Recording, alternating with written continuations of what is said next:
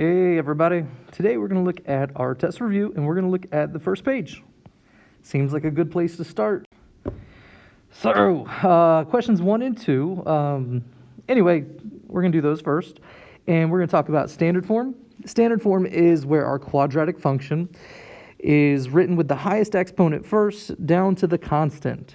So, in standard form, the a, we'll talk about the a's, b's, and c's. The a is the number that's in front of x squared. The b is the number that's in front of x. And the c is the constant that's all by itself. So we'll talk about those. And in vertex form, it's written, you'll know vertex form because it's the one with parentheses. So vertex form is given away because it has parentheses. So I know I'm talking about vertex form. And that one makes it really easy to find the vertex. That's why they call it vertex form. So the vertex is your H and your K. So we'll be using those two forms to answer pretty much every question that we do on this review. Question number 1, sketch the function blah, blah, blah, blah. Start by finding the vertex and axis of symmetry. So if I want to do this, I've got to use the formula. And the formula's been on my board for like 3 weeks. The formula is, for axis of symmetry, let's just write AOS. To find the axis of symmetry, use the formula x equals the opposite of b divided by 2 times a. So I told you, you're going to have to know how to find the a, b, and c here. So let's look at this function and let's identify the a, the b, and the c, and make sure that your signs are right. So make sure you know that a is a positive 3, that b is a positive 6, and that c is a positive 5. We don't want to mess up our signs. So to find the axis of symmetry, I'll just drop those letters into that formula. So our axis of symmetry, let's get rid of the vertex form for right now. We don't need that right now. All right, so to find our axis of symmetry, we're going to plug everything in the correct spot. So the axis of symmetry uses that formula. So x equals the opposite of b. Well, b is a positive 6, so the opposite of positive 6 would be a negative 6. Divided by 2 times a is 3, so it says 2 times 3. And I can simplify that and say negative 6 over 2 times 3 is 6. And then you guys would look at that and be like, okay, it's a negative 6 over a positive 6. That means it's a negative 1. So our axis of symmetry is x equals negative 1. So what we've learned in this class is to find the vertex, you just take that axis of symmetry, x equals negative 1, and you plug it back into the function. Figure out what the output is, because you already have half of your vertex. You've got the x part, x is negative 1. You need to figure out what the y part is. All right, so you're going to find the output when x is negative 1. So I'm going to take my function here, that guy right there, 3x squared plus 6x plus 5. So f of x equals 3x squared plus 6x plus 5. And what I'm going to do is I'm going to replace x with negative 1. So instead of x, plug in a negative 1. Replace. Substitute is the word. So all those x's that I had are now going to be negative 1s. Be careful with your signs. All right, so when I do this, I've got to use order of operations. Please excuse my dear Aunt Sally. Make sure you do your exponents before you start multiplying, right? So negative 1 squared is the first thing I have to do. Negative 1 squared is like saying negative 1 times negative 1. So that's a positive 1. Everything else can stay the same. So in order of operations, after I do my exponents, I have to do my multiplication or division. Well, I see some multiplying. 3 times 1 is 3. 6 times negative 1 is negative 6. And now I can do my addition and subtraction. 3 plus negative 6, negative 3, plus 5, positive 2. So when when x is negative 1, our output is 2. So my vertex is negative 1, comma 2. So on my graph, I'm going to find that place, negative 1, comma 2, and I'm going to put a dot there because that's my vertex. The next part says open up or down. That's easy as easy as looking at the a value. Since a is positive, we know that it's opening up. So a is positive. That means opening up. All right, and then the y-intercept, guys, that's pretty straightforward. That's just this last number. Your c is your y-intercept. Y-intercept. When you're in standard form, the c is your y-intercept. So I'm going to plot that point because that's super easy. I'm just going to look at the y-axis and plot a point at 5. Now, they probably want this as coordinates, so the coordinates of the y-intercept would be 0, comma 5. So that's better than just writing 5, because that tells me exactly where to plot my y-intercept. We know it's on the y-axis, so... And then we got to talk about the domain and range. But before we talk about domain and range, let's sketch the axis of symmetry. We said it was at x equals negative 1. So make a dashed line through x equals negative 1. And then I see half of my graph. I want to see the other half. The axis of symmetry tells me, hey, this thing is symmetrical about that line. So I'm going to plot the other side. So I'm going to make it match on the other side. So you see the symmetry with the point that I just plotted. And now I can get a nice graph, nice sketch here. And that's a good looking graph. So I have my graph sketched. I want to talk about the domain. We're in math world. When we're in math world, I see these arrows here, and I understand that this function is going to go on forever and ever and ever. So domain is the x values. So it's the x's. So how far is it going to go along the x-axis? It's going to go to this arrow means it's going to keep going and going. And I know it's kind of pointed upward, but it's also kind of pointed to the left. And this one's also kind of pointed to the right. So it's going to go forever and ever in the left and right directions. So I know that the domain is going to be negative infinity to positive infinity. It's going to be all real numbers. And we can use that symbol to show all real numbers. Or you can write negative infinity to positive infinity. Or you can write all real numbers. Now the range is going to go from the lowest value to the highest value. Now you should notice that we have a minimum here at our vertex. So we got a minimum here at our vertex. So that's the lowest that y is going to go. So y is going to touch 2 and then be all values. I see these arrows here. I understand that it's going to be all values bigger than 2 and equal to 2 because there's a dot on it. So I could write this in a couple ways. The best way is to say all the y values are going to be greater than or equal to 2.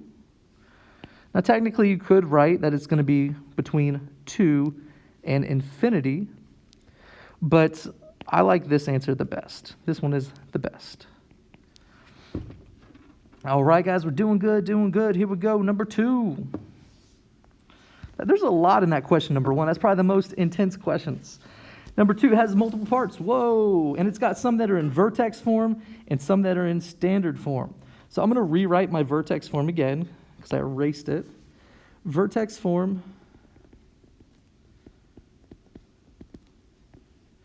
says that function, quadratic function, and it's got an a on the outside, x minus h squared plus k. So that minus, remember, that means opposite, okay? So when I go to find the vertex for number 2, part A, I got to remember that this is going to be the opposite of what it looks like. Okay? So instead of being a vertex at positive 4, it's actually got a vertex when x is negative 4. Now notice how there's no k at the end. There's no k there, so you can just treat it as a 0, and we'll say the vertex is -4, 0. In class, we talked a lot about, hey, how does that +4 move the graph? And you guys would always say it moves it left 4. At least you should have said it moves it left 4. So that explains why my vertex is at -4, 0. And the axis of symmetry is no big deal. It's just going to be whatever your x coordinate is. So we had our vertex at -4, 0. That means our axis of symmetry is at x equals -4. Cool. That's it. Next problem. You know what I'm going to do? I'm going to skip over to the next one that I see that's in vertex form, which is D. D is also in vertex form. And remember, guys, it is as simple as saying the vertex is the opposite of what you see here, like it says up in our formula. So our vertex is going to be a +8. And this one does have a k. It's got a k that's 3. And that one doesn't behave weird. That just is what it is. So our vertex is at +8, 3. And our axis of symmetry, x equals +8. Done. So vertex form is pretty darn easy. The pain in the butt one is the standard form, which is what we have next. So the next 3 are written in standard form, which means I need to know the A, the B, and the C. All right, so if I look at part B here, I need to know the A, the B, and the C. The A, even though there's not a 1 there, you gotta remember there's an imaginary 1. So the A is actually -1. The B is a +2, and the C is a -5. So be careful with your signs. On part C, A is a +2, B is a -6, and C is a +1. So be careful with your signs, guys. We got to use the formula for the axis of symmetry, so let me remind you. The formula is right here. Just highlighted it green. There it is. So I've got to use that formula. Man, I prefer vertex form. How about you? So axis of symmetry says x equals the opposite of b divided by 2 times a. So plug in our stuff. The opposite of b would be a -2 divided by 2 times a. A is a -1. And go ahead and simplify that. Look what you got here. You got a -2 on top, and you got 2 times -1, -2 on the bottom. So -2 divided by -2 makes a +1. So our axis of symmetry is x equals +1. Now the fun part, you got to plug that back in to find your vertex. So our vertex is a +1, comma something. I've got to plug it in to figure out that y value. Woo! Okay, so plugging it in. -1 times 1 squared plus 2 times 1 minus 5. Remember to do your exponent first. 1 squared is still 1. Okay, no worries there. So I've got -1 times 1 plus 2 times 1 minus 5. -1, 2, -5. Add them all up. Oh, -6, positive. So when I add them all together, I do get a -4. I hope I did that right. -4. And remember, we said the axis of symmetry is always pretty easy because we've already done the work. The axis of symmetry is just the x value there. So x equals 1 is our axis of symmetry. Woo! So same thing on part C. I've got to pick out I already picked out the A, B, and C. I've got to plug them in. X equals the opposite of B divided by 2A. So plug in what you know there. The opposite of B, so that's a +6. Divided by 2 times 2. Gross. Who picked this number? So x equals 6 divided by 4, which is 3.5. Sorry, not, 3 halves, my bad. 3 halves, which is 1.5. It's my first day. I'm new to math, just learning. So I've got to plug a 1.5 in there. Gross. Who picked that number? So I'm going to go to my handy dandy calculator just because it's more fun and I'm not going to mess up. You guys can use a calculator on your test. You should use a calculator on your test. So I got to remember to do the exponent first. So I've got to do 1.5 squared first. 1.5 squared. I got 2.25. And then now I can do the multiplication. So times 2. Minus, and I've got to do 6 times 1.5. So I got to be careful with that. So I've got a 4.5 minus 6 times 1.5. Being real careful.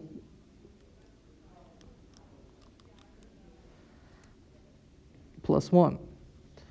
All right, so now I can do my addition subtraction, and it's going to be a negative 4.5 plus 1, negative 3.5. So I got negative 3.5. So when I write my vertex, it's going to be 1.5 for my x-coordinate, and my y-coordinate is going to be negative 3.5. And my axis of symmetry, no worries, just take that x value. X equals 1.5. All right, guys, so there's the first two. Let's see if we have time for the next couple. Here we go. Oh, we got this. These are quickies. State the coordinates of the vertex. You can do that so fast. There's the vertex, and the coordinates of that sucker are -2 on the x-axis, so put that first. -2, and then down 3, so the coordinates of that point are -2, -3. And is the vertex a maximum or a minimum? Well, it's down at the bottom, so we're going to go with a minimum.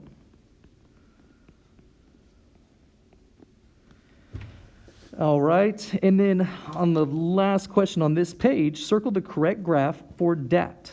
Think about the vertex first. Remember, it's always the opposite of what you see here. Whenever you're dealing with your x, things always go the opposite way you think they're going to go. That's a good life lesson. So when I write my vertex, it's going to be the opposite of +2. It's going to be a -2. And then this k behaves just as it looks. It's a -1. It's only when you deal with your x that things go weird, and you know it. -2, -1.